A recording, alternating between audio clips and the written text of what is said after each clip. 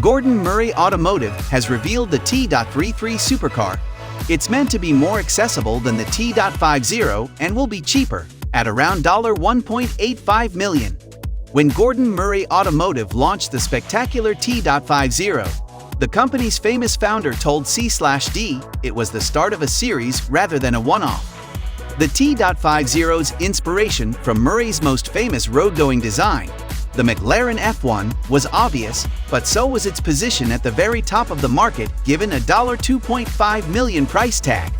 The GMA T.33 you are seeing here for the first time is less radical, but also considerably cheaper. $1.85 million at current exchange rates.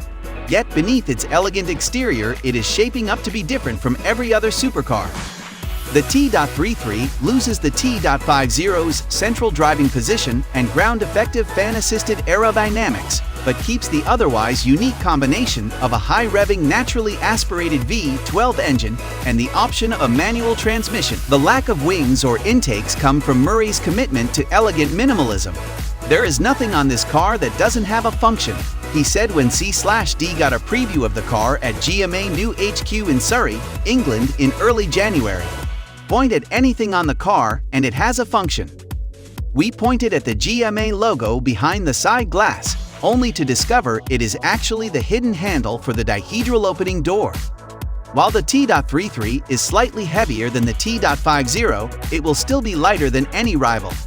Carbon bodywork is mounted to a new central structure, which uses honeycomb carbon fiber panels bonded to an aluminum framework. Murray says the development team's exacting mass track meetings, where the weight of every component is carefully scrutinized, means the T.33 should weigh just 2,400 pounds, only 220 more than the T.50. Suspension is by unequal length control arms at each corner, these mounting directly to the gearbox at the rear. Unlike pretty much every other supercar from the last 20 years, the T.33 does without adaptive dampers. The T.33 doesn't even have a rear anti-roll bar. The Cosworth-built engine is closely related to the one in the T.50 and the track-only T.50's Niki Lauda, but doesn't have quite such a stratospheric red line.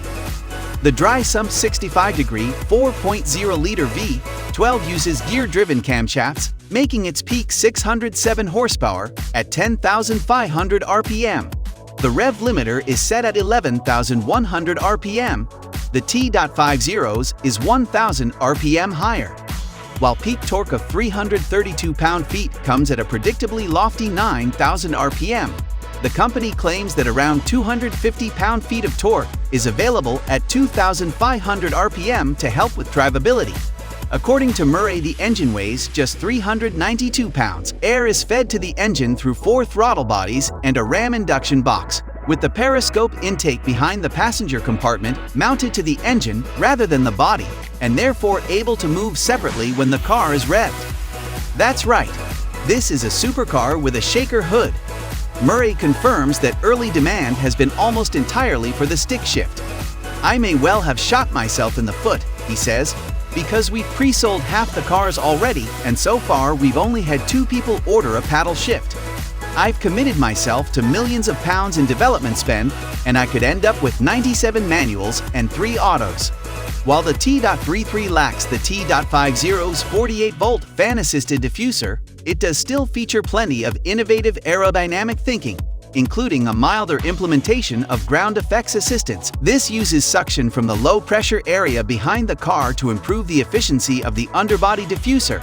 A pivoting rear flap at the back of the car helping to control the amount of assistance given.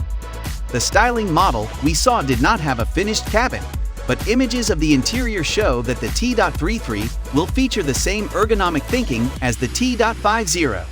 Beyond the change to a 2-seat layout, we can see rotary controls and an analog tachometer in the center of the dashboard. There will be cubbies in the cabin and a total of 9 cubic feet of luggage room, including the front and the pair of rear luggage lockers accessed by hinged panels behind the doors. Overall dimensions are compact to help the T.33 fit on tighter roads. The 173.2-inch length and 72.9-inch width make it barely bigger than a Porsche 718 Cayman. The commitment to usability extends into every part of the ownership experience, including ease of maintenance. Talking to Murray reveals a good reason for this.